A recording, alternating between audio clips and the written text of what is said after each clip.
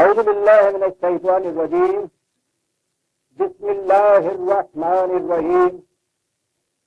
عزیزان من، آج جون 1972 کی 4 تاریخ ہے اور درس قرآن کریم کا آغاز سورہ الاعراف کی آیت 107 سے ہو رہا ہے، 7/107۔ بات تو پچھلے درس سے شروع ہو گئی تھی اور وہ تمہید نہایت ضروری تھی۔ آپ کو یاد ہوگا اس کا تعلق تھا معجزات سے۔ میں نے عرض کیا تھا کہ عام طور پر ہمارے ہاں معجزے کو اتنی اہمیت دی جاتی ہے کہ اسے دلیل نبوت قرار دیا جاتا ہے۔ نبی کے لیے معجزے کا ہونا ضروری ہے، بلکہ اس کی نبوت کی دلیل اس کا معجزہ ہوتا ہے۔ اور میں نے عرض کیا تھا کہ جہاں تک میری بصیرت قرآنی رہنمائی کرتی ہے صورت وہ نہیں ہے۔ ایک بات یاد رکھیے، اسے میں پھر دوہرا دوں۔ میں نے عرض کیا تھا کہ اگر اعتراض اس پہ یہ کیا جائے کہ ایسا کہنے والا معجزے کے وجود کو نہیں مانتا تو یہ بات غلط ہے۔ معجزہ کے معنی ہوتے ہیں ان کے ہاں وہ شاید جو فطرت کے جو موجودہ قوانین ہیں، کاز اینڈ ایفیکٹ، علت اور معلول کے، اس کے خلاف کوئی چیز واقع ہو، اسے خارق عادات بھی کہتے ہیں۔ یعنی عام طور پر جو ہو رہا ہے اس کے خلاف ہو، فوق الفطرت بھی اسے کہتے ہیں، سپر نیچرل جس کا ترجمہ کیا جاتا ہے، کہ فطرت کے قوانین کے خلاف کوئی بات ہو اسے معجزہ کہا جاتا ہے۔ تو میں نے یہ عرض کیا تھا کہ مثلا میں اگر یہ کہتا ہوں کہ نہیں یہ بات صحیح نہیں، تو یہ معجزہ جو ہے اس سے انکار نہیں، معجزہ خدا کی طرف سے ہوتا ہے نا۔ نبی یہ تو نہیں کہتا کہ یہ میں کر کے دکھاتا ہوں، بلکہ کہتا یہ ہے کہ خدا میری وساطت سے یہ کچھ کرتا ہے۔ تو معجزہ جسے ہم کہتے ہیں خدا کا معجزہ، تو میں نے عرض کیا تھا کہ وہ تو کائنات کا ایک ایک ذرہ، ایک ایک پتا معجزہ ہے۔ اور اس اعتبار سے کہ یہ جو علت اور معلول کا سلسلہ ہے، کاز اینڈ ایفیکٹ کا، لاز اینڈ آف نیچر کا، یہ تو ابتدا ہوتی ہے اس کی جب کائنات وجود میں آ جاتی ہے۔ تو یہ کائنات جو وجود میں آئی تھی، یہ خود اس کا وجود میں آنا، یہ سارے لاز جتنے بھی ہیں کاز اینڈ ایفیکٹ والے اور لاز آف نیچر، یہ سب اس کے خلاف تھی بات۔ یہ تو نتھنگ نیس سے آئی ہے وجود میں، پہلے تھا ہی کچھ نہیں۔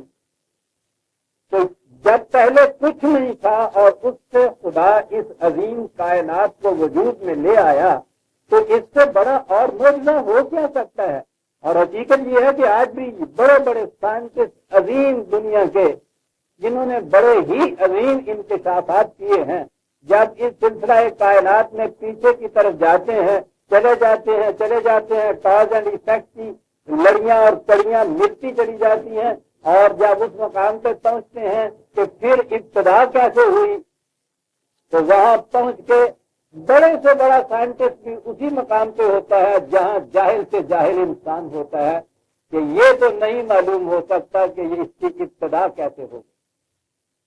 کوئی بھی اس کے متعلق کچھ کہہ نہیں سکتا، یعنی عقل عاجز آ جاتی ہے اس مقام پر کہ اس کائنات کی ابتدا کس طرح سے ہو گئی، تو اس سے بڑا معجزہ اور کون سا ہو سکتا ہے؟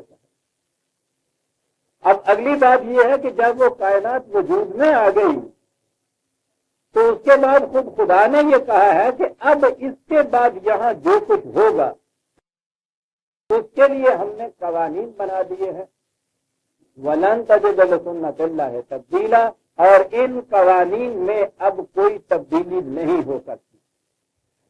یہ جو شخص یہ کہتا ہے کہ اب جسے آپ معجزہ کہتے ہیں، یعنی قوانین فطرت کے خلاف کچھ ہونا، وہ تو قرآن کی ان آیات کو پیش کر رہا ہے جس میں خود خدا نے کہا ہے کہ ان قوانین میں یہ سنت اللہ، یہ کلمات اللہ جو ہیں، ان میں تبدیلی نہیں ہو سکے گی۔ لا مبدل لکلمات اللہ، کوئی ان کو بدلنے والا نہیں۔ لن تجد لسنت اللہ تبدیلا، تو کبھی ان کے اندر تبدیلی نہیں پائے گا۔ اب یہ تو قرآن خود کہہ رہا ہے کہ ان میں تبدیلی نہیں ہوگی، تو اب خلاف ان قوانین کے کسی واقعہ کا تسلیم کرنا قرآن کی ان آیات کے خلاف جاتا ہے۔ یہ جو چیز ہے کہ یہ کائنات عدم سے وجود میں آ گئی، سب سے بڑا معجزہ جسے میں نے کہا، اور اس کے بعد پھر یہاں ہر واقعہ پابند ہو گیا ان قوانین کا جو خود خدا نے اس کائنات کے اندر جاری فرما دیے، اور یہ کہ خدا بھی اس کے خلاف نہیں کرتا۔ پہلے بھی ایک دفعہ میں نے یہ آیت پیش کی تھی، آج اسے پھر دہراتا ہوں، بڑی عظیم آیت ہے۔ دونوں چیزیں ایک آیت میں آ گئی ہیں۔ وہ آیت ہے 6/120، بڑی عظیم آیت، 6/102۔ غور کیجئے گا، قرآن کریم کے نسخے آپ کے سامنے ہیں تو الفاظ پہ غور کیجئے۔ بدیع السماوات والارض، وہ اس سارے سلسلہ کائنات کو پہلی بار نتھنگ نیس سے وجود میں لے آیا ہے۔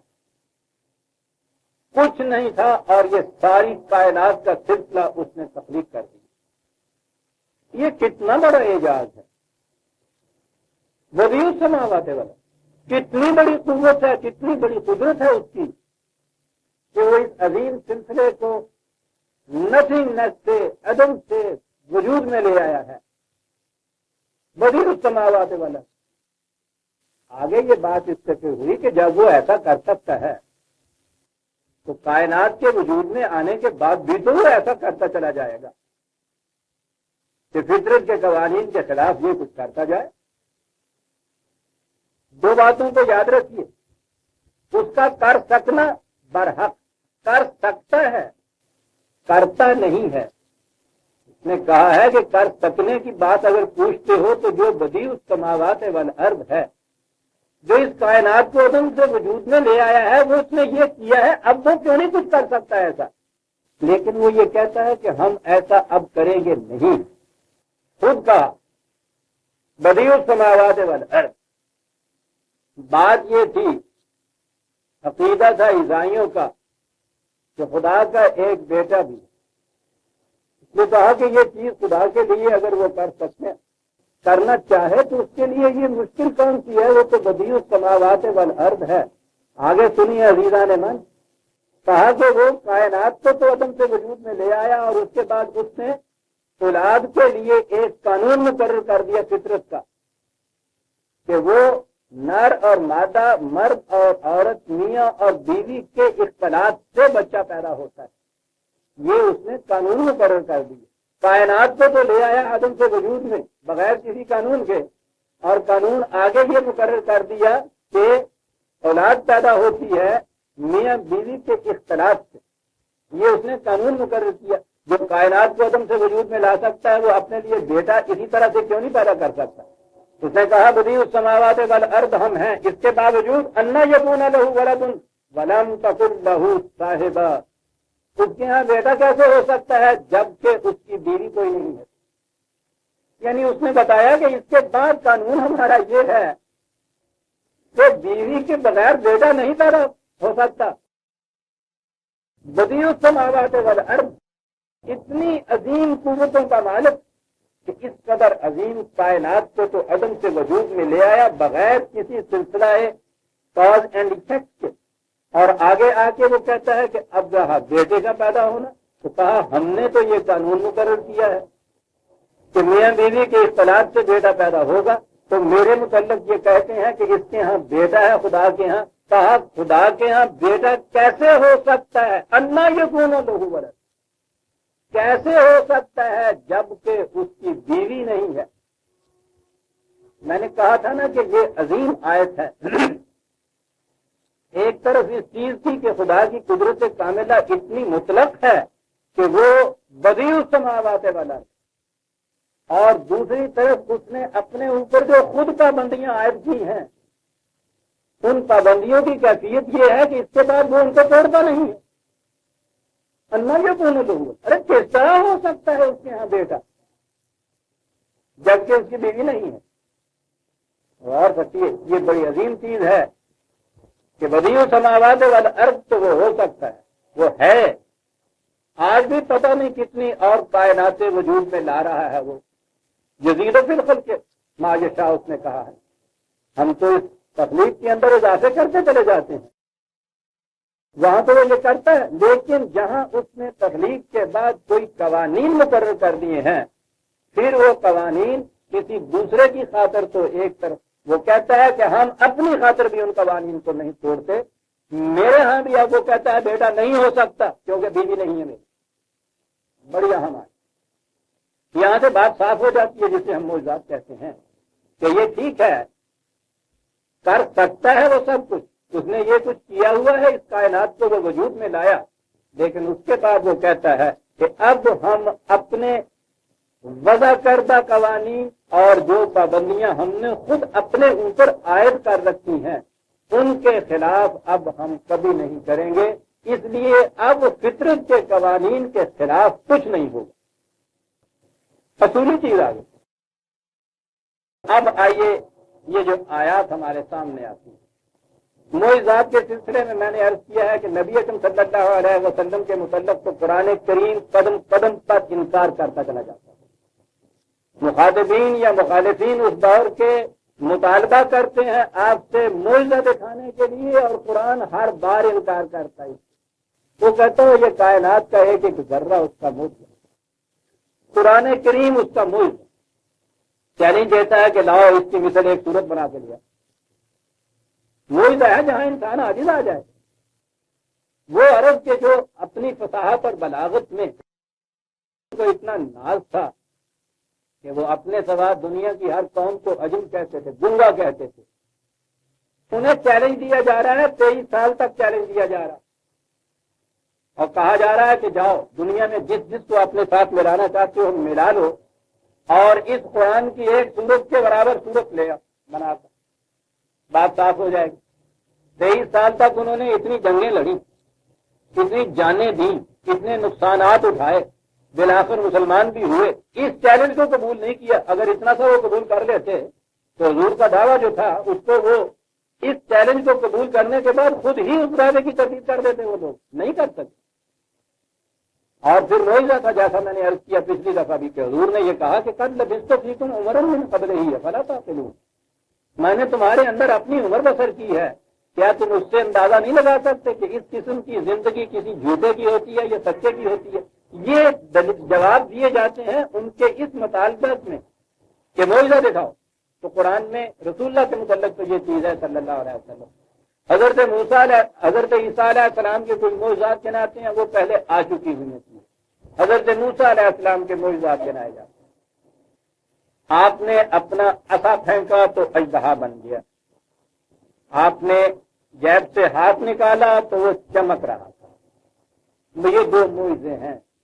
وہ آگے ہے کہ وہ دریا پہ پہنچے، سمندر پہ پہنچے تو انہوں نے وہاں عصا مارا تو وہ پھٹ گیا، وہ چٹانوں کے اوپر عصا مارا تو چشمے نکل آئے۔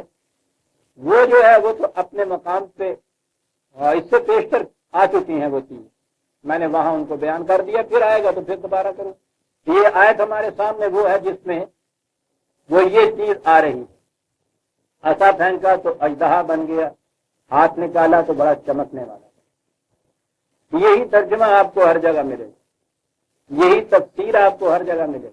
اور پھر وہ اس کے بعد فرعون کے دربار میں پھر وہ جادوگر آئے، جادوگروں سے مقابلہ ہوا، اور پھر انہوں نے جو کچھ کیا وہ چھوٹے پیمانے پہ تھا، انہوں نے جو کیا یہ بڑے پیمانے پہ تھا، اس لیے ان کی جیت ہو گئی۔ سوچیے عزیزان من، کہتے یہی ہیں کہ وہ جادوگر تھے۔ سحر کے متعلق یہ خود یہ کہتے کہ جادو برحق کرنے والا کافر، اور یہ بتا یہ رہے ہیں کہ یہ اتنا بڑا جادوگر تھا کہ وہ جو چھوٹے چھوٹے جادوگر تھے ان کو تو کھا گیا یہ۔ اور نبی خدا کرا رہا ہے، نبی کر رہا ہے، اور جو جادو سے متعلق عقیدہ بھی یہ ہے ان کا، کبھی کھڑے ہو کے سوچتے نہیں کہ ہم کیا کہہ رہے ہیں، لیکن یہ الفاظ ہیں۔ سوال یہ ہے کہ یہ ہے بات کیا؟ ویسے تو ہر زبان میں بھی، اور عربی زبان میں بالخصوص اور انبیاء کی وحی میں اس سے بھی زیادہ خصوصیت سے الفاظ کے ایک معنی تو لٹرل ہوتے ہیں، انہیں زبان کے اعتبار سے حقیقی معنی کہا جاتا ہے، اور اسی لفظ کے ایک معنی مجازی ہوتے ہیں۔ جب ہم کہتے ہیں کہ وہ اسے کیا کہنے وہ تو شیر ہے، شیر، اس کے یہ معنی نہیں ہے کہ واقعی وہ چار پاؤں پہ چلتا ہے، پنجے ہیں، بہت بڑے بڑے دانت ہیں، شیر ہے، اس کے معنی ہے بڑا بہادر ہے، وہ مارے آستی ہیں، وہ یہ معنی نہیں ہوتے کہ وہ سانپ ہے۔ انہیں کہتے ہیں مجازی معنی۔ یہ عربوں کے ہاں خاص طور پہ اس زبان میں بڑی وسیع زبان تھی، تو اس وسیع زبان میں زبان کی وسعت اس سے تھی کہ وہ ایک لفظ کے مجازی معنی سینکڑوں کی تعداد میں لیا کرتے۔ اب اگر ان الفاظ کے حقیقی معنی لٹرل لیے جائیں گے تو وہ یہ ہے جو ترجمے ہمارے ہاں ہو جاتے ہیں۔ اس کے بعد دوسری صورت یہ ہے کہ ان کے مجازی معنی آپ لیں کہ جو قرآن میں بھی اس کی سندیں موجود ہیں، عربی زبان میں بھی سندیں موجود ہیں۔ سوال یہ ہے کہ مجازی معنی کیوں لیے جائیں؟ اہم چیز ہے، یہ تو ہے نہیں کہ میری مرضی ہو تو میں مجازی معنی لے لوں۔ یہ چیز کیسا پھینکا وہ اژدہا بن گیا، ہاتھ نکالا وہ چمکدار بن گیا، یہ چیز کیا مجازی معنی کیوں لیے جائیں؟ قرآن کریم نے بتایا یہ ہے، یہ مقامات ذرا غور سے سمجھنے کے ہیں، کیونکہ ایک چیز ہمارے ہاں چلی آ رہی ہے کہ یہ آپ نے ایسا پھینکا اژدہا بن گیا، ہاتھ نکالا چمکدار بن گیا، تو اس قدر متواتر چلی آ رہی ہے، ذہنوں میں راسخ ہو گئی ہوئی ہے ہمارے۔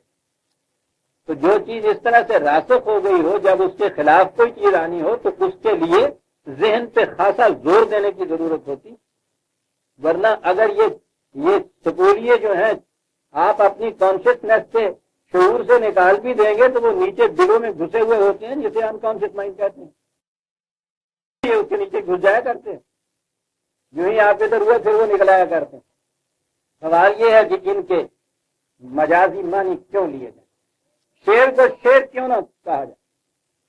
اور شیر بہادر خان تو نام ہوتا ہے، شیر بھی بہادر خان بھی ساتھ، اس کو اسد اللہ بھی نام ہوتا ہے، بیگم نام ہوتے ہیں ان چیزوں کے، ان کے متعلق ہم کبھی بھی حقیقی معنی نہیں لیتے۔ اب سوال یہ ہوا کہ مجازی معنی کیوں لیے جائیں؟ قرآن کریم میں ہے 28/32، 28/32،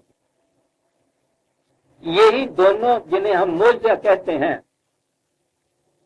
الق عصا کا اور وہ دیکھا یہ کہ سانپ ہے، ہاتھ نکالا چمکتا ہے، اس کے بعد ہے یہ فَذَلِكَ بُرْهَانَانِ مِنْ رَبِّكَ إِلَىٰ فِرْعَوْنَ وَمَلَائِهِ، یہ تیرے رب کی طرف سے برہان ہیں فرعون اور اس کی قوم کے لیے۔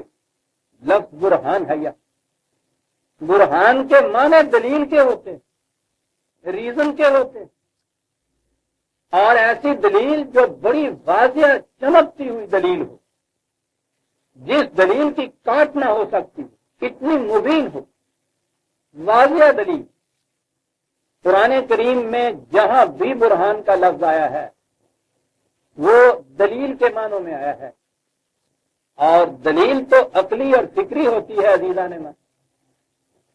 اگر کوئی دلیل عقل کو معروف کرنے والی ہے اسے آپ آرگومنٹ کہہ ہی نہیں سکتے، وہ ریزن ہو نہیں سکتا، وہ دلیل ہو نہیں سکتی۔ کہا ہے یہاں کہ یہ دو چیزیں دلیل ہیں، فرعون اور اس کے اہل دربار اور قوم کے لیے دلیل ہیں، یہ دلائل تھے دو۔ پہلی بنیادی چیز تو یہ، جسے آپ معجزہ کہیں گے وہ دلیل نہیں ہو سکتا۔ دلیل کا تعلق ہی عقل و فکر اور تدبر و تفکر سے، انٹلیکٹ سے تعلق ہے اس کا، فکر سے تعلق ہے اس کا۔ یہی وجہ ہے کہ قرآن کریم اپنے مخالفین سے کہتا ہے کہ ہاتھو برہانکم ان کنتم صادقین، اگر تم سچے ہو تو اپنے دعوے کی تائید میں دلیل لاؤ۔ 2/111، 2/111، ہاتھو برہانکم ان کنتم صادقین، دلیل مانگتے ہیں وہ۔ وہ ان سے معجزہ نہیں مانتا. دلیل لاؤ. اور خود قرآن کریم کے متعلق ہے 4/175 4/175 یا ایھا الناس اے نو انسانی قد جاءکم برہان من ربکم یہ تمہارے رب کی طرف سے برہان آ گئی. تمہارے برہان جو ہے اس کا تعلق ہی بصیرت سے ہوتا ہے. دوسری جگہ ہے کہ ادعو الی اللہ علی بصیرت انا ومن اتبعنی. ہم جو تمہیں خدا کی طرف دعوت دیتے ہیں میں بھی اور میرے متبعین بھی فالوورز بھی یہ کریں گے کہ علی وجہ بصیرت دعوت ہم دیں گے. اس لیے کہ قرآن برہان ہے, دلیل. پورے کے پورے قرآن میں عزیزان من کہیں بھی برہان کا لفظ خلاف فطرت کسی شے کے لیے نہیں آیا. کسی ایسی شے کے لیے نہیں آیا جہاں عقل معوف ہو جائے, جہاں فکر عاجز آ جائے. وہ تو فکر کو اپیل کر رہا ہے, وہ تو عقل کو دعوت دے رہا ہے. ان کنتم تعقلون ان کنتم تتفکرون قدم قدم پہ کہہ رہا ہے. افلا یتفکرون فی القرآن, کیا انہوں نے قرآن میں غور و فکر نہیں کیا؟ وہ تو قدم قدم پہ غور و فکر کی دعوت دیتا ہے. وہ تو بغیر فکر کے مانی ہوئی چیز کو ایمان ہی قرار نہیں دیتا. قرآن کے متعلق کہا کہ برہان ہے. مخاطبین سے کہا کہ تم برہان لاؤ اپنے دعوے کی دلیل. اور یہ جو چیز حضرت موسیٰ کی طرف ابھی بھائی سامنے آئے گی, کہا کہ یہ برہان ہے. عزیزان من سیدھی سی بات ہے کہ دلائل ہیں. ایسی چیز نہیں ہے کہ جو دلائل کو وہ دلائل کو ختم کر دینے والی ہو, عقل کو معوف کر دینے والی ہو. یہ چیز کہ اگلا کہتا ہے کہ تم یہ جو کہہ رہے ہو اس میں تم سچے ہو. کیا کہہ رہے تھے وہاں جا کے؟ کہہ یہ رہے تھے کہ ظلم نہ کرو, ظلم کا نتیجہ تباہی ہوتا ہے. یہ کہہ رہے تھے. وہ پوچھتے ہیں کہ صاحب اس کی دلیل کیا ہے, اس کا ثبوت کیا ہے کہ تم جو کہتے ہو ٹھیک ہے. کہا کہ ثبوت دیکھ لو, یہ میری لاٹھی جو ہے نا میں اسے پھینکتا ہوں, دیکھو سام بن گئی. دیکھا نا ثبوت اس بات کا, دیکھ لیا ثبوت اس بات کا آپ نے. یہ برہان ہو گئی. قرآن کہتا ہے یہ برہان ہے. برہان تو نہیں ہو سکتی. یہ ہے وہ مقام. میں نے عرض کیا ہے کہ قرآن کریم کو سمجھنے کے لیے اس کے مختلف مقامات سامنے آنے چاہیے. یہ ہے وہ مقام جہاں سے بات چلتی ہے کہ جو کچھ یہ آئے گا یہ برہان ہوگی. اور برہان دلیل ہو سکتی ہے, وہ فکری دلیل ہوگی, عقلی دلیل ہوگی. عقل و فکر کو معروف کرنے والی کوئی چیز نہیں ہو سکتی. لہذا ہمیں اس کے حقیقی معنی نہیں ہم لے سکتے. کیونکہ اگر آپ یہ کہیں کہ وہ عصا لٹ تھا, اسے پہلے کہیں ایک لاٹھی, پھر یہ کہیں کہ وہ بن گیا اژدہا, تو یہ تو برہان نہیں بن سکتی. اور قرآن نے کہا ہے کہ جاؤ یہ برہان ہے, جا کے پیش کرو فرعون اور اس کے اہل دربار کے سامنے. برہان ہے. تو یہاں سے انسان کی فکر رکتی ہے کہ دیکھیں یہ ہے کیا چیز. آئیے دیکھیں ہے کیا چیز. 20/13 20/13 مقام وہ ہے کہ جہاں حضرت موسیٰ علیہ السلام آگ کی تلاش میں طور کی چوٹیوں پہ پہنچ گئے ہیں. وہ تو جب مقام آئے گا تو وہاں میں عرض کروں گا. کیا حسین انداز ہے قرآن. بات آئی گئی ہے تو ضمناً عرض کر دوں. نبی کی کیفیت قبل از نبوت یہ ہوتی ہے کہ جو کچھ حاضر و موجود اس کے سامنے ہوتا ہے وہ اس سے مطمئن نہیں ہوتا. یہ اس کی فکری کیفیت ہوتی ہے. وہ مطمئن اس سے نہیں ہوتا, کہتا کہ غلط ہے, یہ کہیں غلطی ہے, کوئی کہاں غلطی ہے یہ نہیں اسے معلوم ہوتا. وہ مضطرب و بے قرار ہوتا. اور یاد رکھیے کہ حقیقت مل ہی اسے سکتی ہے کہ جو چیزیں موجود ہیں اس پہ مطمئن ہو کے نہ بیٹھ جائے. کیا حسین انداز ہے مغرب کے بھی بعض فلاسفر سے. وائٹ ہیڈ اس کو بت پرستی کہتا ہے. عجیب چیز ہے جو کہہ گیا. کہتا ہے کہ جو موجود ہے اس پہ مطمئن ہو کے بیٹھ جانا اسے بت پرستی کہتے ہیں. قرآن نے بھی جو وطن کا لفظ استعمال کیا ہے وہ اس کے معنی یہ ہیں. اس کے معنی جمود کے ہیں. اوسان جس کی جمع جس کا ترجمہ ہم نے خود کیا ہوا ہے اس کے معنی جمود کے ہیں.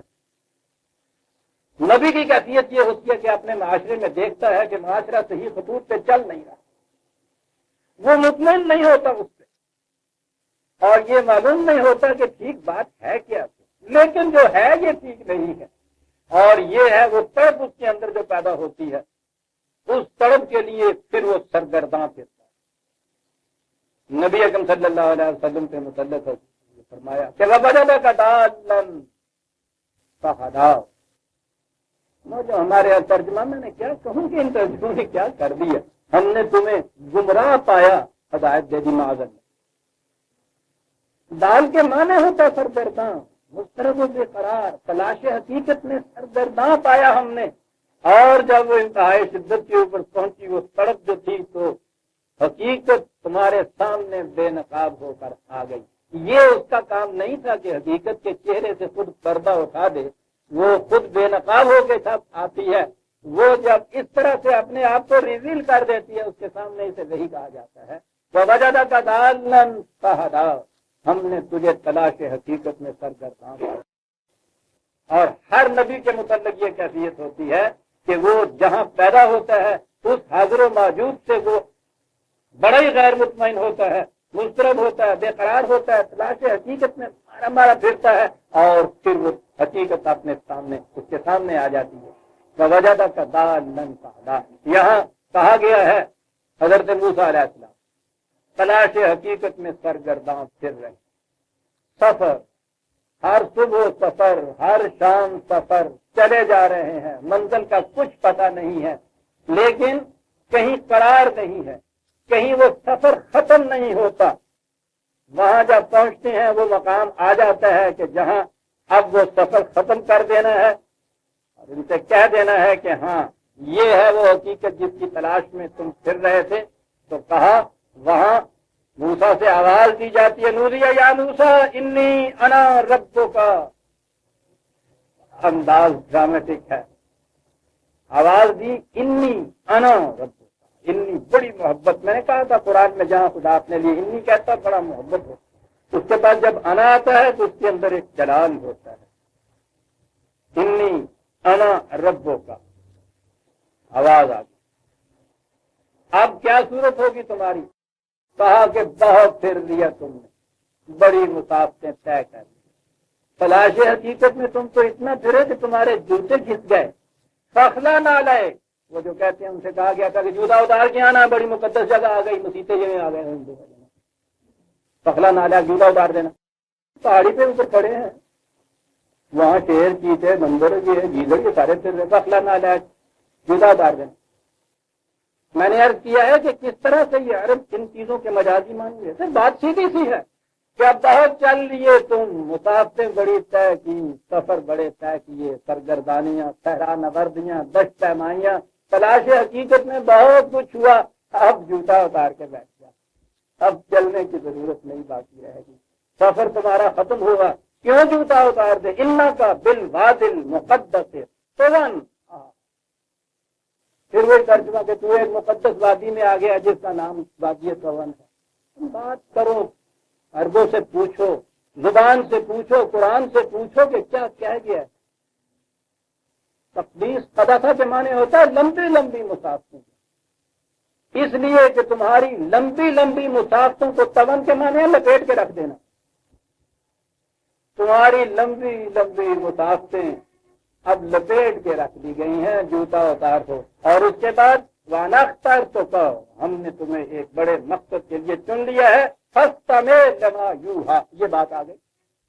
اب سنو ذرا دوست سے، جو کچھ تمہاری طرف وحی کی جا رہی ہے، یعنی یہ وحی کا مقام ہے، جہاں بھی وحی دی جاتی ہے نبی کو اس کے لیے الفاظ کتنے مختلف ہوں، حقیقت یہ ہوتی ہے کہ تمہاری لمبی مسافتیں ختم ہو گئی، اب صحرا نوردیوں کی ضرورت نہیں ہے، اب حقیقت تمہارے سامنے آ گئی، لمبی لمبی مسافتیں جو ہے ان کو ہم نے لپیٹ دیا، اب جوتا اتار کے کھڑا ہو گیا۔ اس لیے فَاسْتَمِعْ لِمَا يُوحَىٰ، وحی کا مقام آ گیا۔ پہلی چیز ہی ہے کہ اِنَّنِي أَنَا اللَّهُ، پہلی بات یہ سن لو، ہم ہیں، میں ہوں، ہم ہیں، جلال اور جمال کے دونوں پہلو اس کے اندر آ گئے.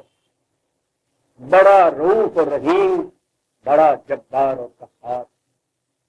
یہ دونوں چیزیں جو آ رہی ہیں، انی اور انا، یوں ہی نہیں آ رہی ہیں عزیزان من، آگے بات آتی ہے کہ انی کا مظاہر کیا ہے اور انا کا مظاہر کیا ہے. یہی تو دو چیزیں ہیں جو آگے آ رہی ہیں.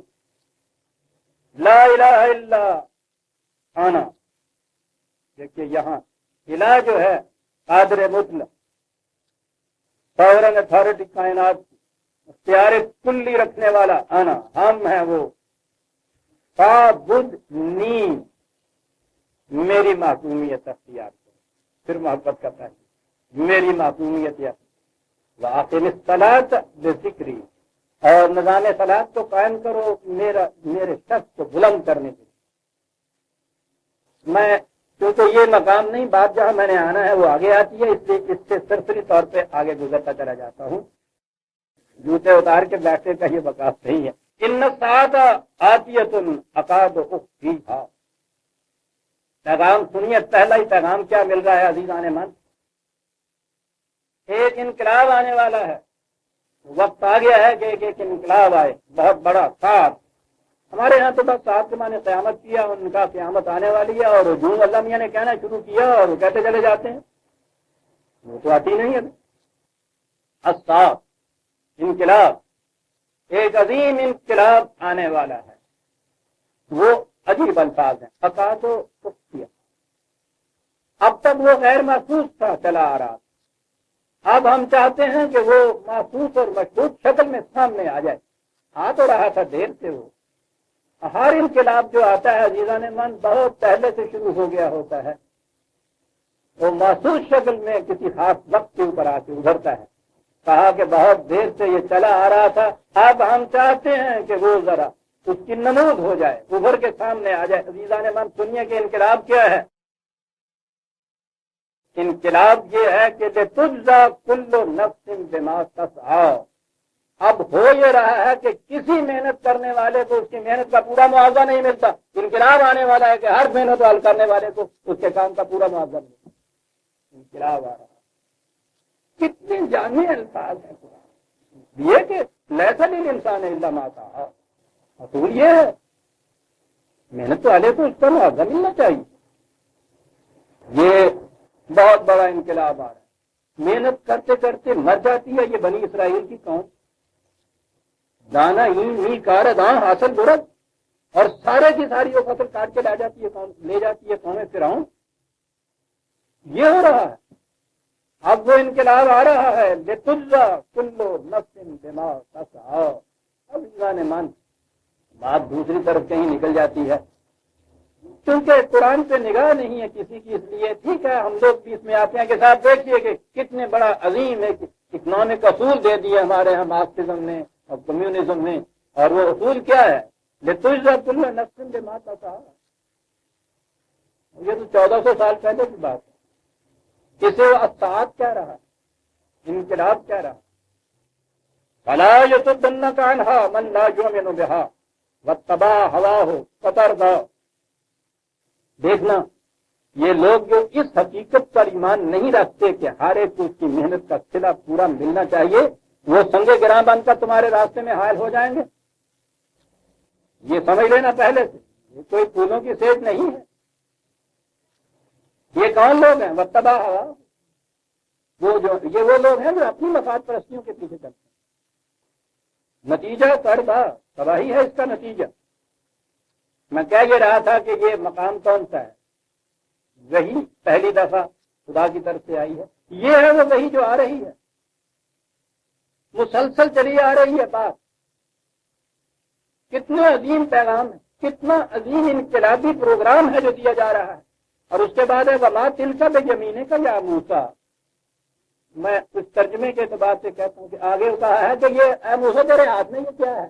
یعنی بات ہو رہی ہے کتنی بڑے انقلاب، کتنا عظیم پروگرام ہے. کہا جا رہا ہے کہ جاؤ فرعون کی طرف. ترجمے کے اعتبار سے کہ موسیٰ یہ تیرے ہاتھ میں کیا ہے. کالا ہی عصای، کہا یہ میری لاٹھی.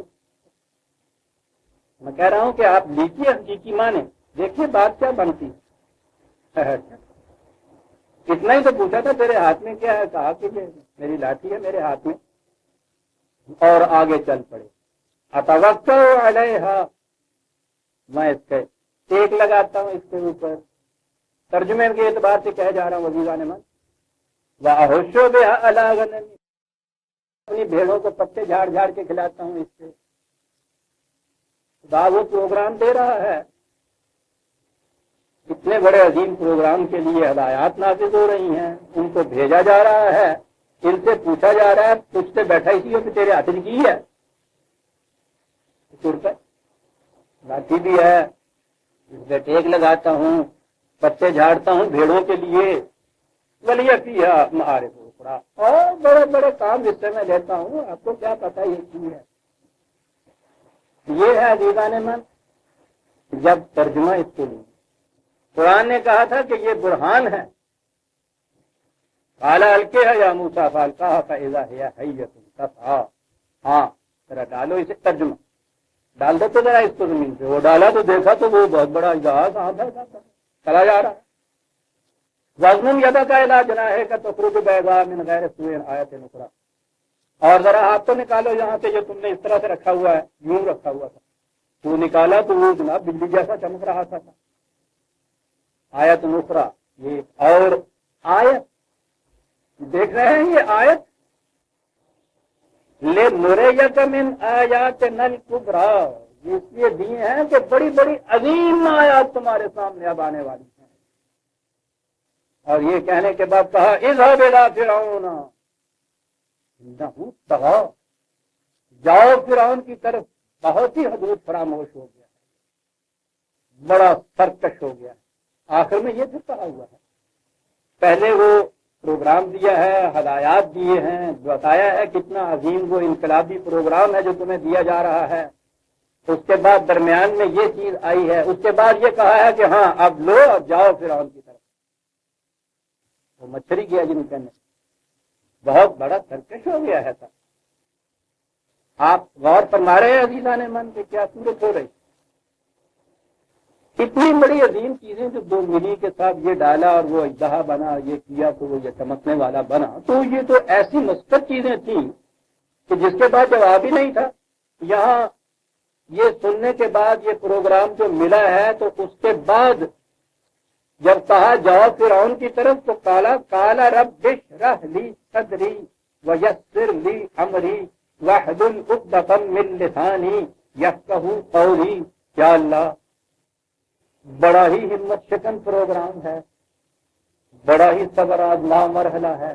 فرعون کی پوری قوم کے ساتھ ٹکراؤ، میں اس کی معصوم قوم کا فرد وہاں سے بھاگا ہوا، یہاں میرے پاس ہے کیا تو بانی، اور یہاں سے مجھے پروگرام دیا جا رہا ہے کہ جاؤ اس کے لیے، ٹھیک ہے وہی تھی تو معلوم تھا جب کہا ہے کہ ہم نے تمہیں چن لیا ہے اس مقصد کے لیے، نبی کو بھی پتا ہوتا ہے اس مقام بلند کا، انکار نہیں کیا کہ نہیں جاؤں گا، کہا کہ جاتا ہوں جاؤں گا میں، لیکن عرض یہ ہے اب دیکھیے کہ جب یہ اتنی بڑی چیزیں مل جائیں کہ ایسا پھینکو اژدہا بن جائے، ہاتھ میں کالو بجلی بن جائے، تو اس سے زیادہ پھر اور چاہیے کیا؟ یہاں اس کے بعد کہتے ہیں دعائیں مانگتے ہیں کہ میں جاتا ہوں، توفیق مجھے عطا کیجیے۔ کیا چیز ہے؟ مجھے شرح صدر میں، بڑی عجیب چیز ہے، دل کی کشاد ہو، وسعت ظرف ہو، نگاہوں میں تنگی نہ رہے۔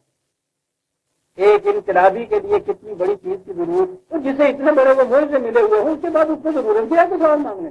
مانگ وہ یہ رہے ہیں وسعت ظرف کی ضرورت، بڑے بڑے مرحلے آئیں گے، تنگ نہ پڑ جاؤں، چڑچڑا نہ ہو جاؤں، یہ کیفیت نہ ہو جائے کہ اس میں ٹیمپر لوز کر جاؤں، اپنی قوم میرے ساتھ پتہ نہیں کیا کچھ کرے گی، اس کے خلاف کہیں یہ صورت نہ ہو جائے، جاؤ ایسی ایسی۔ آپ دیکھیں گے ہم قدم قدم کے اوپر قوم کیا کرتی ہے، یہ وہ چیزیں ہیں نا جسے تنگ کرتے کہتے ہیں۔ پہلی چیز یہ ہے ایک انقلابی کے لیے کہ اسے وسعت ظرف ہونی چاہیے، اس کے اندر وہ ذرا ذرا سی باتوں کے اوپر نہ وہ آ جائے، اتنی سیٹ نہیں ملی ہے، اتنے ووٹ نہیں ملے ہیں ہمارے لیے، یہ سبجیکٹ نہیں ٹھیک ہوا ہے، یہ کوئی انقلابی ہے؟ شرح صبر ہونی چاہیے اس کے اندر، بڑی وسعت ضرب. اور یہی وہ چیز ایک نبی کے لیے علام نشرح اللہ کا صدر کا وبانا ان کا وزرت اللہ ان کا ظاہر. نبی اکرم صلی اللہ علیہ وسلم سے کہا کہ یاد تو کرو جب اس پیغام کو تمہیں دیا تھا اس مقصد کے لیے تمہیں چنا تھا تو کیا کیا تھا ہم نے وسعت ظرف عطا کر دی تھی, شرح صدر عطا کر دی. بڑی چیز ہوتی ہے یسرلی ہماری پروگرام بڑا سا. اور وہ یہ ہے کہ اس میں آسانیاں ہو جائیں گی. پھر یاد رکھیے گا کہ جس کے بعد اتنے عجیب معجزے ہوں اب اس کے بعد اس کو یہ چیزیں مانگنے کی کیا ضرورت ہے؟ ان چیزوں کی ضرورت ہے کیا؟ یہ چیزیں واحلل عقدۃ من لسانی یفقہوا قولی. اور سب سے اب یہ بات آ گئی صاحب کے برہان کیا تھی کرنا اس نے وہاں جا کے کیا تھا اس پیغمبر نے ان کے ساتھ کہا کہ وہاں میں نے جانا ہے, وہاں تو ان کے ساتھ مباحثہ ہوگا, باتیں ہوں گفتگو ہوگی ان کے ساتھ, مسائل کا حل ہوگا وہاں. یہ چیزیں ہیں جو وہاں دربار میں ہوں. میں یہ اپنے تقاضے پیش کروں گا, وہ اس کی مخالفت دلائل پیش کریں گے, مجھے کچھ اس کے جواب میں کہنا ہوگا. کہا کہ یہ سب چیزیں جتنی بھی ہیں اس کے لیے ضرورت یہ ہے پہلی چیز مذاکرات کے اندر کہ اس قدر تک میری زبان اس قدر کھلی ہوئی ہو, وہ بات میں کہوں جو ان کے دل میں اتر جائے, بات ان کی سمجھ میں آ جائے کہ یہ توفیق عطا کر دے. دیکھ رہے ہیں نگانے میں وہ اجزاء بن رہا ہے, یہ چمکدار ہاتھ ہو رہا ہے, وہ یہ کہہ رہے ہیں کہ جا تو رہا ہوں. موجودہ کے تو مانے ہیں وہ تاکہ تو سامد ہو جائیں, ان کے ہوش اڑ جائیں, ان کو بات نہ سوجے, وہ گمسم ہو جائے, سچی بھول جائے. انہوں نے جس کے سامنے یہ ہو کہ ایسا پھینکو اجزاء بن جائے تو انہوں ڈال کر بھی ہو جائے گی, پھر وہ ظاہر ظاہر ہوئے ہو جائیں گے.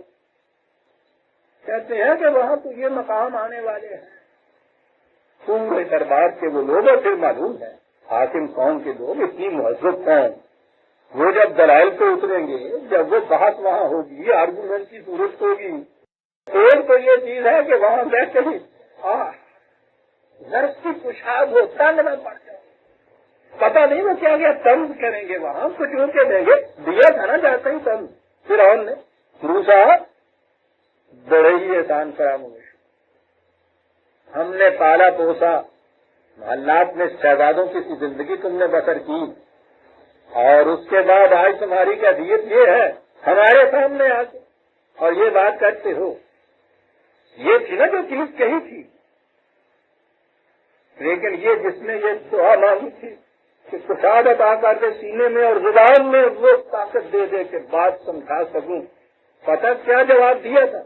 کہا تھا کہ شکریہ آپ کا, مجھ ایک فرد کے اوپر جو ذاتی احسان آپ نے کیا ہے اس کا بدلہ یہ مانگتے ہو کہ پوری قوم کو اپنی معصومیت کے اندر رکھو.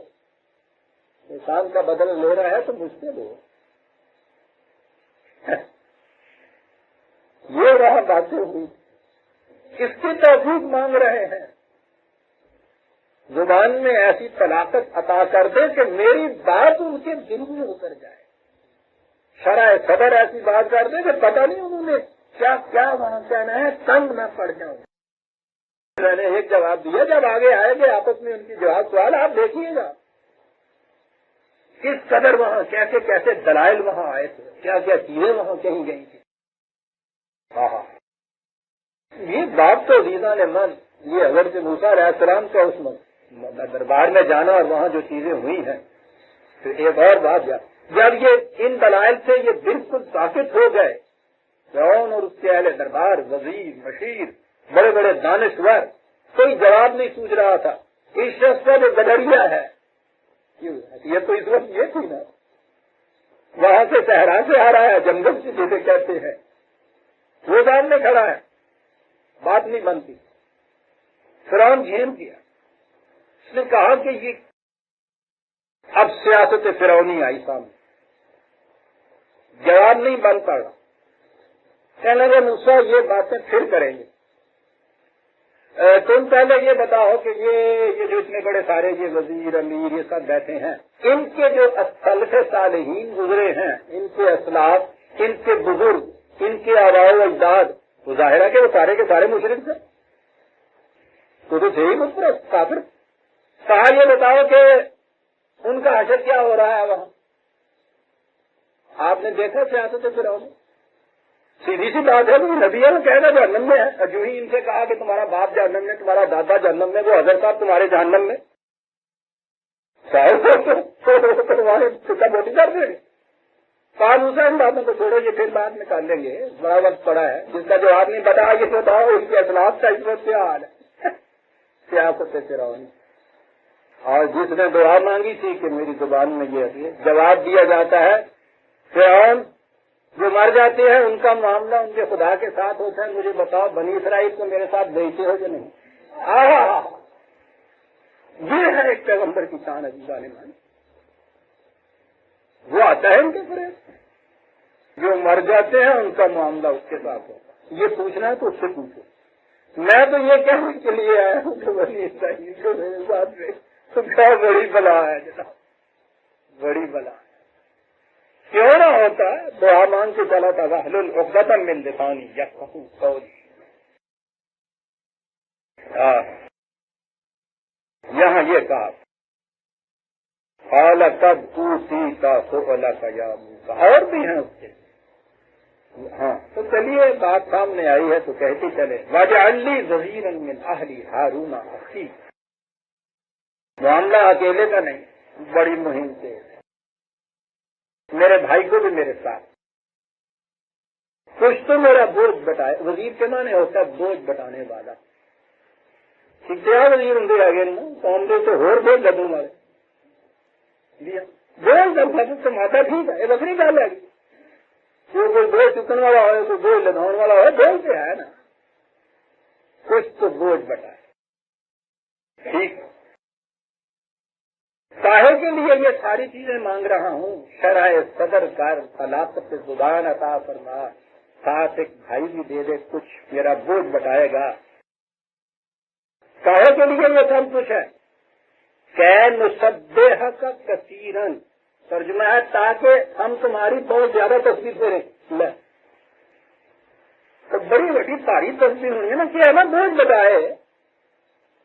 آپ نے کبھی تصویر اتنی بڑی نہیں دیکھی، ہنس رہے ہیں آپ، بات جھوٹنا ملائے کتنا ڈھیر ہوتا تھا تصویر کا جو میں نے دیکھی۔ ترجمہ کیا جاتا ہے کہ مسبحہ کثیرا، تاکہ دور ڈال کے تصویر پھیریے، وہ لم پورا کا کثیرن، اور ذکر کریے میرا بہت سارا علم کلری بھائی سے کوئی شریف بات نہیں لگی دو پر لگ جائیں گے، سواری کرنی ہوتی ہے یہ ماضر بہت جڑے لگ جائیں گے۔ عزیزان من میں کیا عرض کروں، اصل میں یہ ہے کہ ہم اس کتاب کے شایان نشان ہی نہیں تھے، یہ اس سے اونچے مقام کے انسانوں کے لیے کتنا بڑا پروگرام دیا جا رہا ہے، یہ کچھ وہ مانگ رہا ہے، وہ کہتا یہ ہے تاکہ ہم خدا کے معنی ہے کسی مقصد کے حصول میں پوری توانائیاں صرف کرتے ہیں، اس ذکر کے معنی بلندی اور شرف کے ہوتا ہے۔ یہ سب کچھ دے دے، بھائی بھی دے دے، تاکہ جو پروگرام تم نے مجھے دیا ہے اسے پوری توانائیوں کے ساتھ ہم پورا کریں، اور تاکہ تیرا شرف اور اتباع غالب آ جائے فرعون کی فرعونیت کے اوپر۔ یہ تھا مقصد، یہ کیا ہاں انّا کا کن کا بنا بصیرن۔ اور پھر مجھے یہ بھی ایک چیز ہے میرے ذہن میں، وہ انی بھی کہا تھا نا اس نے محبت کے بارے، ذرا ذہن میں لائیے، چھوٹے سے بچے کو ماں بھیجتی ہے باہر کہ جا بیٹا وہاں سے یہ لیا، شام کا جھٹپٹا سا ہو رہا ہے، وہ تھوڑا سا ڈر ہوتا ہوگا نا، تمہیں پتا نا آگے کہ وہ دروازے میں کھڑی ہو جاتی ہے تو کہتی ہے تجھا میں تم دیکھوں پہ ہے، یہ ہوتا ہے نا آپ کے ساتھ۔ کہا یہ سب کچھ کر انّا کا کل کا بنا بصیرہ کے دیکھتا بھی ہے انسانوں کے۔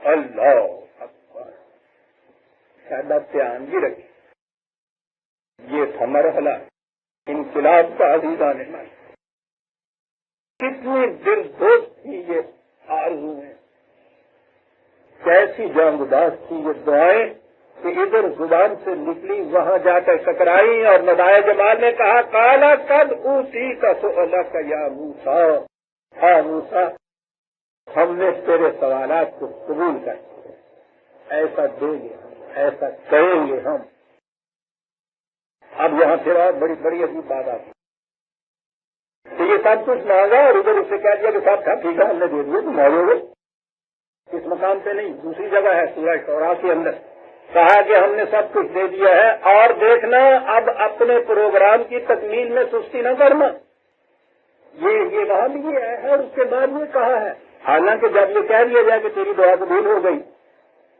تو پھر اس کے بعد کرنے کی بات ضرورت کیا باقی رہ گئی تھی؟ سواری نہیں ہے، میں نے مانگا تو نے کہا کہ ہم دے دیتے ہیں تو پھر کرنے کی ضرورت کیا ہے؟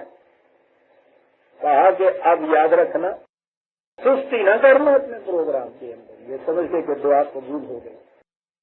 ہاں میں یہ کہہ رہا تھا عزیزان من کہ یہ ہے وہ مقام جہاں یہ دو چیزیں آئیں، عصا کا پھینکنا، ہاتھ کا نکالنا۔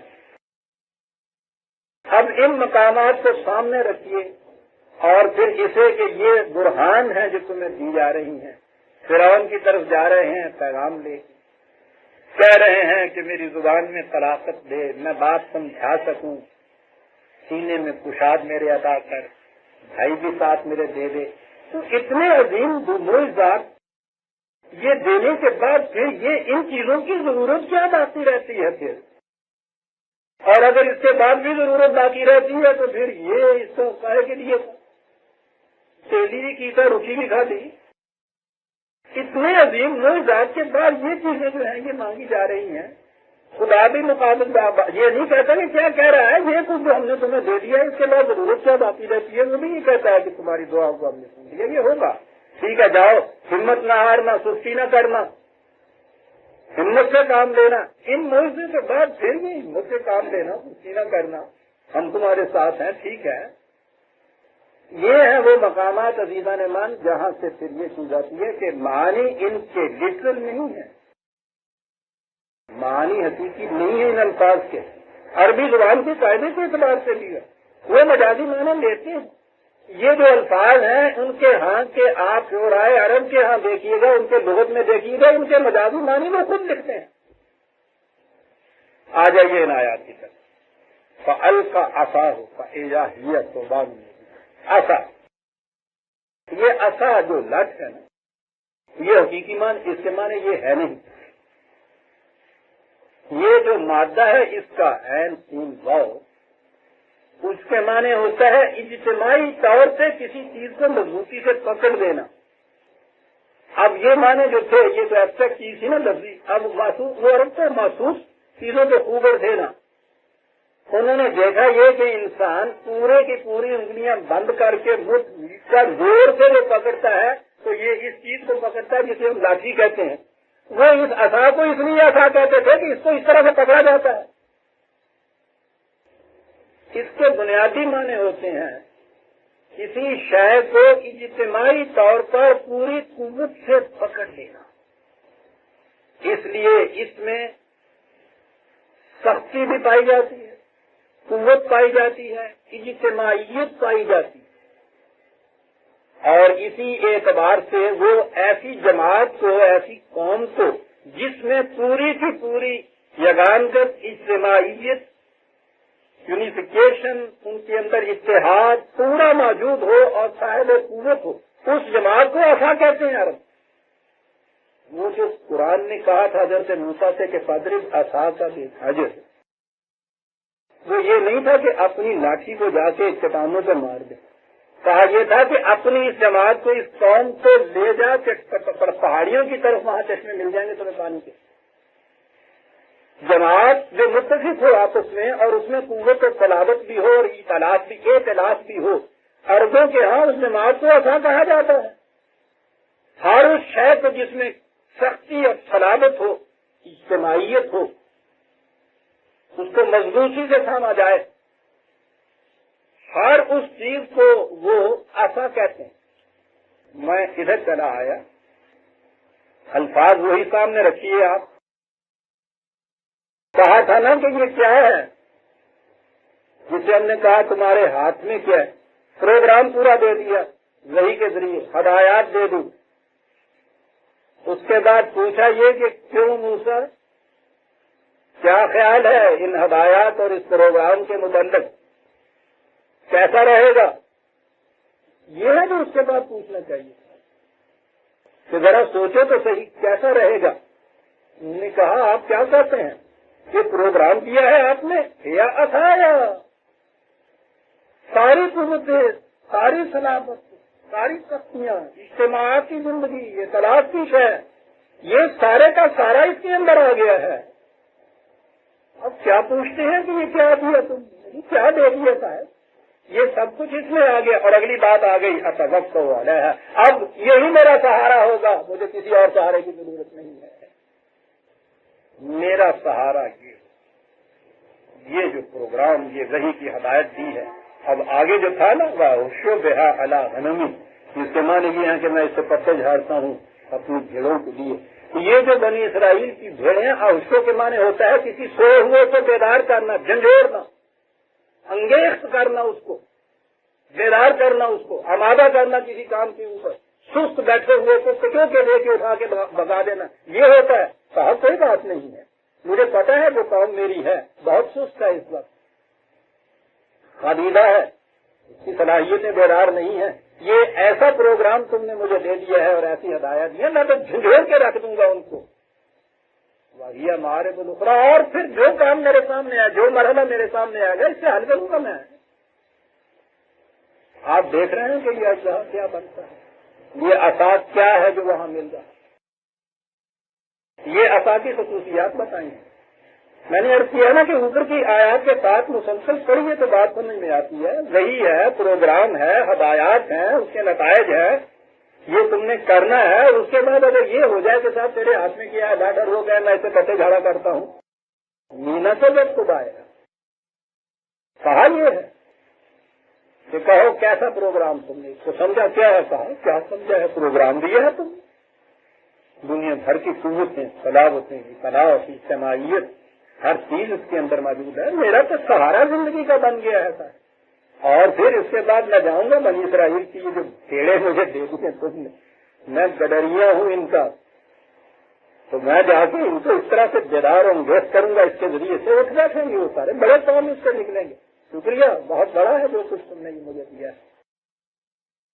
لے کے آئے ہیں وہ سارا پروگرام فرعون کے دربار میں، جہاں کہا تھا کہ زبان میں طلاقت دے دے، دلائل میرے ہاں بڑے بہن ہوں، ایسی بات کروں جو ان کی سمجھ میں آ جائے. وہاں آنے کے بعد وہاں یہ چیز شروع ہوتی ہے. کہا کیا ہوا پھر اس کے بعد؟ کہا کہ اس نے جو اپنا یہ جو قرآن وحی کے روح سے جو کچھ ملا تھا وہاں سے، اس کو جو ان کے سامنے لایا ہے، اب یہ ہے سبحان النبی. بنیادی معنی ہوتے ہیں سبحان کے معنی، صحابہ کے معنی بنیادی ہوتی ہے کوئی شے جو بہتی چلی جائے، بہتی چلی جائے، غیر منقطع، جس کو کوئی رکاوٹ روک نہ سکے. طلاقت زبان مانگی تھی نا وہاں سے، واحد القدت اللسانی. یہ بات کروں تو اس طرح مسلسل دلائل کے دلائل آتے ہوئے چلے جائیں، دریا ہو متلاطم، روک کوئی سامنے نہ ہو، کہیں منقطع نہ ہو جائے، کہیں رک نہ جائے. صحابان کے معنی ہوتا ہے. اور پھر صحابہ سے جب اس وزن کے اوپر یہ آئے گا تو اس کے تو معنی ہوتا ہے مسلسل ایک شے کا شدت کے ساتھ ایسے کہتا رہنا. اور اگلی بات اس میں جو ایک لفظ آ گیا اس نے بات واضح کر دی. سبحان تو اگر دیا جائے اجزا ہے، آگے سبحان المبین، مبین کی ضرورت کیا ہے؟ یعنی جو اجزا ہے وہ تو مبین خود ہی ہوتا ہے. مبین کے معنی ہے کہ جو نہایت واضح طور پہ سامنے، وہ اجزا مبین غیر مبین ہو ہی نہیں سکتا. یہ سبحان کے ساتھ جو مبین کہا ہے تو یہ نظر آتا ہے کہ یہ اجزا والی بات نہیں، یہ تو وہی بات ہے. برہان ہے، دلائل ہے جو دیے چلا جا رہا ہے. وہ جواب ایک بحر متلاطم کی طرح پھاڑ سے مارتا ہوا سمندر ہے دلائل کا، چلا جا رہا ہے مسلسل. اور برہان کو قرآن کریم میں مبین کہا گیا ہے بیسے مقام کی اوپر. ایسے دلائل جو نہایت واضح. اب دوسری چیز سامنے لائیے، وہ جو ہاتھ نکالا کہ چمک رہا ہے. انی اور انا جو میں نے ابھی کہا تھا، خدا نے کہا انی انا ربوں کا. میں نے کہا تھا کہ جمال و جلال دونوں چیزیں آتی ہیں. انبیاء کی دعوت میں، ان کے پیغام میں کیا چیز ہے؟ ہر جگہ نبیوں کے متعلق کہا ہے کہ وہ نذیر بھی ہوتا ہے، وہ بشیر بھی ہوتا ہے. نذیر کے تو معنی ہوتے ہیں غلط روش کے تباہ کن نتائج سے آگاہ کرنے والا. اس میں جلال کا پہلو ہوتا ہے. قانون مقافات عمل کی روح سے جہاں جہاں آپ دیکھیں گے قرآن میں تنظیر آئی ہے وہاں یہ آیا, یہ چیز آئی ہے کہ خوف کھاؤ ان خدا کے قانون مقافات عمل سے. اس طرح سے گرجتا ہوا وہ آئے گا, اس طرح سے زلزلہ انگیز وہ ہوگا, غانیاں اس کے اندر ہوں گی, تزلزل اس کے اندر ہوگا, تباہ ہو جاؤ گے, برباد ہو جاؤ گے. ہم جلال ہے اس کے اندر. یہ وہ جو خدا کا انا ہے نا, یہ وہ بولتا ہے. اور اس کے ساتھ یہ بشیر ہے, اگر اس کے خلاف اس روش کو اختیار کرو گے تو اس دنیا میں تمہیں میں جنتی کی بشارتیں دیتا ہوں. نہایت خوشحال زندگیاں, آسائشیں, زیبائشیں, آرائشیں, ستودہ صفات کی چیزیں اس قدر خوشگوار. آپ دیکھتے ہیں کہ اس کے اندر ملائمت ہے, یہ نما ہے, یہ بشارتیں ہوتی ہیں. یہ ہے وہ خدا کی انی یہاں آتی ہے, وہاں آنا آتا ہے, یہاں انی آتی ہے. رسول نذیر بھی ہوتا ہے, وہ بشیر بھی ہوتا ہے. اب یہ جو چیز یہاں کہی ہے, دلائل پہلے جو ہیں یہ ایک اجزا کی طرح چلے جا رہے ہیں, بڑھتے ہوئے, ہنکارتے ہوئے, کوئی روک نہیں سکتا ان کو. یہ اس کا جلالی پہلو ہے. اور اس کا اگلا پہلو ایک جمالی پہلو ہے دلائل کا. تو یاد رکھو, اگر تم اس روش میں رہے ہو, فرعون اور اس کے دربار والوں کو کہا جا رہا ہے تباہ ہو جاؤ گے, برباد ہو جاؤ گے, کوئی تمہیں بچا نہیں سکے گا. لیکن اگر تم اس خدا کے پروگرام کے اوپر آ جاؤ گے, تمہاری یہ جہنم تمانیاں جنت کے اندر بدل جائیں گی. انسانیت ساز ایک پروگرام تمہیں دیکھا ہوں, تم دیکھو تو صحیح کہ اس کی خوشگواریاں, شادابیاں اور سرسبزیاں ہوتی کیا ہیں. دیکھتے ہیں آپ کس طرح سے ادھر آگے تھا. عربوں کے ہاں الید البیضا, جس کے معنی ہے سفید ہاتھ, یہ عربی زبان کا ایک محاورہ ہے. اس کے معنی ہوتا ہے نہایت چمکدار روشن دلائل جن کے نتائج بڑے ہی سکون افزا ہوں. اول تو ان کے ہاں بیضا کا لفظ جو ہے سفید جسے ہم کہتے ہیں, یہ ہمیشہ نورانیت کے معنی میں جسے ہم کہہ رہے ہیں, روشنی کے معنی میں جسے ہم استعمال کہتے ہیں, اس میں ٹھنڈک ہوتی ہے. اور ان کے ہاں محاورہ ہے یہ الید البیضا, ایسے دلائل کے جن کے اندر خوشگواریاں ہوں, روشن دلائل جو خوشگواریوں کو لیے ہوئے ہوں, اس کے لیے عرب ہمیشہ ید البیضا ہے. اور جہاں وہ ایسے دلائل آئیں گے کہ جن کا نتیجہ تزلزل انگیز تباہیاں اور بربادیاں, یہ کچھ ہوگا, وہ ہے جسے وہ خدانی مبین کہتا ہے, بڑے چلے جانے والا, آٹھیں مارتا ہوا آگے چلے جانے والا. یہ کیفیت اس کی یہ ہوگی. موسیٰ ان دو چیزوں کو لے کے وہاں پہنچا. فَإِذَا هِيَ الثُّوبَانُ الْمُبِينُ وَنَزَعَ يَدَهُ فَإِذَا هِيَ بَيْضَاءٌ لِلنَّاظِرِينَ.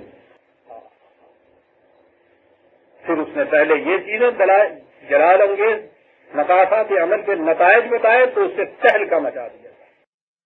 اور اس کے بعد پھر جب وہ دوسری طرف آیا کہ نہیں, اسی خدا کی جمالی پہلو کو بھی تم دیکھو, اگر ان چیزوں کی طرف آئے تو تمہاری زندگی کتنی خوشحالیوں میں بدل جائے گی. کہا کہ وہ یہ جو چیز ہے للناظرین, یہ کہا ہے, ایک نقشہ کھینچ دیا سامنے محاکات کے انداز کا, اس سے کہا وہ دیکھنے والوں کی نگاہوں میں چمک گیا کہ یہ ہے جو کچھ یہ دے رہا ہے. اس قدر مؤثر تھا یہ انداز. آئیے اردو میں بھی بات, ایسا سحر انگیز تھا یہ بیان ان کا, ایسے ساحرانہ پہلو تھا اس کا. یہ دلائل اس قدر ساحرانہ تھی کہ ڈر پیدا ہو گیا فرعون کو اور اس کے درباریوں کو کہ لے گیا یہ تو ان سب کو اپنے ساتھ بہا گیا. کہ روکو اس کو کس طرح. کالم الملأ من قوم فرعون ان هذا لساحر علیم. نے کہا کہ یہ دیکھتے ہو یہ کیا, ہم یہ سمجھتے تھے کہ یہ وہی موسیٰ ہے جو یہاں سے گیا تھا, اور پھر اس کے بعد تو یہ اتنا عرصہ جنگلوں میں رہا ہے, دشتہ نائیاں کرتا ہوا رہا, اجاڑ سا نظر آتا تھا, بیڑے چارتا ہوا چراتا ہوا کہیں چلا آیا. تو دیکھو تو صحیح, تو بلا ہے, علیم ہے, لیکن دھوکہ دے رہا. یہ جو کچھ کہہ رہا ہے خدا نے یہ کیا, ہم سے یہ ہو جائے گا, اور میں تو کچھ نہیں مانتا, بنی اسرائیل کو میرے ساتھ بھیج دیجیے. عزیزان من سنیے وہاں معاملہ کیا تھا ان کے سامنے, وہ سمجھے کیا اس بات کو کہ ہو کیا رہا ہے. یہ یرید ان یخرجکم من ارضکم. ارے یہ تو پروگرام ایسا بنا کے لایا ہے کہ یہ نہیں کہ بنی اسرائیل کو لے جائے, یہ تو تمہیں یہاں سے نکالنے والا ہے اور تمہاری مملکت سنبھالنے والا ہے. یہ شخص نظر آ گیا عزیزان من کہ وہ اسد کو سام بنانے والا, ہاتھ کو چمک پہنانے والا, اس سے یہ ڈر نہیں پیدا ہو سکتا تھا کہ یہ تو تمہاری مملکت چھین کے لے جانے والا ہے. ظاہر کیا ہے کہ دلائل اس کے بعد انگیز ہے کہ بات یہ ایسے نظر آتا ہے کہ نہیں صاحب بڑا معصوم سا آدمی ہے, یہ کچھ نہیں کہہ گا, ظالم نہیں ہے, کوئی سلطنت نہیں لینے کے لیے آیا. بات تو اتنی سی کہتا ہے بنی اسرائیل کو میرے ساتھ بھیج دو, اس کو کہیں اس بھرے میں نہ آ جانا, اس فریب میں نہ آ جانا. بڑا پرفریب نظر آتا ہے اور ہے بڑا علیم نے تو بات واضح کر دی کہ دلائل دے رہا. جو اس طرح سے لٹ پھینک کے اشتہا بنا دے اس کے لیے علیم ہونے کی ضرورت کیا تھا. یہ اس قسم کا یہ کیا جاتا ہے. کبھی آپ نے کوئی تعویذ کہیں سے کرا کے اور تعویذ کو کبھی کھول کے, وہ کہتے ہیں کھولنا نہیں, ہاں ورنہ جن سے مٹ جائے گا. تو اس لیے ہوتا ہے کہ اس کے اندر ایسا کچھ ہوتا ہے کچھ بھی پٹھے میں نہیں گلا لکھیں گے. کھڑاکا تڑاکا چڑھاکا, یہ تعویذ تو ہم بھی لکھا کرتے ہیں.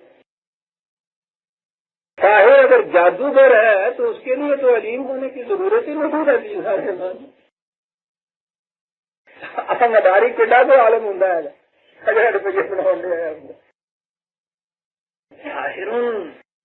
علیم نظر آتا ہے کہ دلائل تھی, علم پر مبنی تھی اور مؤثر اتنی تھی کہ سحر کرتا چلا جا رہا تھا. انہیں ڈر پیدا ہوا کہ یہ بڑا دھوکے باز نظر آتا ہے اور ہے بڑا جینیس قسم کا آدمی, اس کو لائٹلی نہ لیجیے. یہ ہمیں نظر آتا ہے اس کے ارادے یہ ہیں کہ یہ تو تمہیں نکال باہر کر دے گا اس یہاں سے اگر اس کو چھٹی دے دی ہم کو. فماذا تامرون, کہا بیٹھو مشورہ کریں, کیبنٹ بلاؤ کہ کریں کیا اس کا. سمجھ لیا ابھی جانے میں کہ یہ جو چیز اب ہمارے ہاں عام ترجموں سے آئی کہ اس نے اپنی چھوٹا وہ لاٹھی پھینکی تو وہ اژدہا بن گیا اور وہ ہاتھ نکالا تو تھا بہت چمکدار بن گیا. بات کیا تھی جو قرآن کہہ رہا, پروگرام کیا تھا, دے کے کیا گئے تھے, وہاں کیا تھا اس دربار کے اندر. انہوں نے ان کو دھڑکا کیا پیدا ہو گیا تھا اس چیز سے. پھر وہ مشورہ کرنے کے لیے بیٹھ گئے کہ سوچیں یہ تو بہت بڑا علیم ہے, ظاہر ہے, ارادے اس کے یہ نظر آ رہے ہیں, آؤ سوچیں کہ ہم نے کیا کرنا ہے. ہم آئے تھے تو ہم نے 2 ہی دی ہے عزیزان من, 3 109 تک ہم نہیں 110 تک آ گئے. خدا کرے کہ جو بات میں کہنا چاہتا تھا اسے میں آج واضح کر رہا ہوں. میں عزیزان من بہرحال اپنی قرآنی بصیرت کے مطابق ان آیات اور ان الفاظ قرآنی سے یہی مفہوم لے سکتا ہوں کہ یہ مجازی معنوں میں استعمال ہوئے ہیں. یہ قرآن کے اگر آپ سیاق و سباق اور دوسرے مقامات کو ملا کے دیکھیں گے پھر یہ ساری بات واضح ہو جائے گی کہ یہ تھا کیا جو کچھ یہاں ہو رہا تھا. یہ ہے جو میں سمجھا ہوں, آپ اس سے متفق ہوں. اب اگر آپ ان کے وہی حقیقی معنی لینے چاہتے ہیں کہ وہ ایک لٹ تھی, پھینکی, اژدہا ہوا, ہاتھ سے کالا چمکدار ہوا, آپ سے ہوئی ہے. میں تو وہ کچھ بتاتا ہوں جو میں اپنی بصیرت کے مطابق سمجھا اور دلائل دے کے بتاتا ہوں, سوچتا نہیں. دلائل میرے پاس قرآن کے ہیں, میں نے قرآن کے وہ مقامات آپ کے سامنے رکھ دیے کہ ان مقامات میں آپ لیں گے تو وہاں یہ کبھی بھی معنی نہیں لیے جائیں گے کہ واقعہ لاٹھی کام بن گیا. وہاں یہ نظر آتا ہے کہ مقام کیا ہے, یہاں آ کے انہوں نے کیا کیا ہے, بحث کس قسم کی تھی, دلائل کیسے دیے جا رہے تھے, ان کو ڈر کیسے پیدا ہو رہا تھا. یہ علیم کی بات تھی, یہ عالم تھا, وہ علیم تھا, بلکہ یہ سارا کچھ ہے جو کچھ میں ان چیزوں سے سمجھا. آگے بھی جہاں جہاں آئیں گے آپ دیکھیں گے, ان مقامات میں بھی آپ دیکھیں گے کہ یہی چیز نظر آئے گی کہ یہ ہے جو کچھ میں سمجھا ہوں. اور نبی کا تو معجزہ یہ ہوتا ہے عزیزان من, وہ اتنا عظیم انقلاب برپا کرتا ہے کہ واقعی مورخ جب بعد میں نگاہ بعد دشت ڈالتا ہے اس کی سمجھ میں یہ بات نہیں آتی کہ یہ کر کیا گیا. یہ شخص یہی جو وہاں سے بکریاں چراتا ہوا, یہاں سے بھاگا ہوا بکریاں چراتا ہوا یوں آیا ہے اس انداز میں, اس کے بعد 4 ہی برس کے بعد آپ دیکھیں گے کہ اس نے انقلاب کتنا بڑا پیدا کر دیا اس کے اندر, یہ قوم کے اندر. یہ ہے معجزہ عزیزان من ایک یتیم اٹھتا ہے جاہل قوم کے اندر، کوئی اس کے ساتھ نہیں ہے، آواز دیتا ہے تو چاروں طرف سے مار پڑتی ہے، اینٹیں پڑتی ہیں، پتھر برسائے جاتے ہیں، اپنے جو ہے مخالفین اتر آتے ہیں، گھر بار چھوڑنا پڑتا ہے، وطن چھوڑنا پڑتا ہے، وہاں چلا جاتا ہے، سر چھپاتا ہے، اور وہاں جب اس بے کسی بے بسی کے عالم میں جاتا ہے تو جانے کے بعد 6 سال کے عرصے میں اس کی کیفیت یہ ہے 10 لاکھ مربع میل پہ مشتمل ایک ایسی مملکت کا مالک بنتا ہے کہ وہ لکھتا ہے رومن امپائر کے کیسر کو اور ایران کی سلطنت کے کسرا کو وہ چٹھی لکھتا ہے، 3 فکروں کی چٹھی لکھتا ہے کہ تمہارے ہاں کے تمہارے اموال نے وہاں کے کاشتکاروں اور وہاں کے محنت کشوں کے اوپر جو مظاہر کیے ہیں ان کو روک لو، نہ روکو گے تو اس کی بات پھر اس میں تم سے کرنے کے لیے ہوگا، اللہ ہوگا۔ اسے معجزہ کہتے ہیں عزیزان مان۔ کسی کی ضرورت تھی کہ کیسر کو یہ لکھے اور کسرا کو یہ لکھے، 3 فکروں کی چٹھی دیتے گئی اور دھمکی نہیں دیتا۔ جب وہ باز نہیں آئے ہیں تو چند سال میں آسمان کی آنکھ میں یہ اعجاز دیکھ لیا کہ نہ کسرا باقی رہا نہ کیسر باقی رہا عزیزان۔ اسے اعجاز کہتے ہیں۔ یہ معجزے ہوتے ہیں ان حضرات، یہ اتنے بڑے انقلابی آتے ہیں، یہ ہیں ان کے معجزے، یہ ان کے معجزے نہیں ہیں عزیزان۔ 110 تک آگے ربنا تقبل منا انک انت السمیع العلیم۔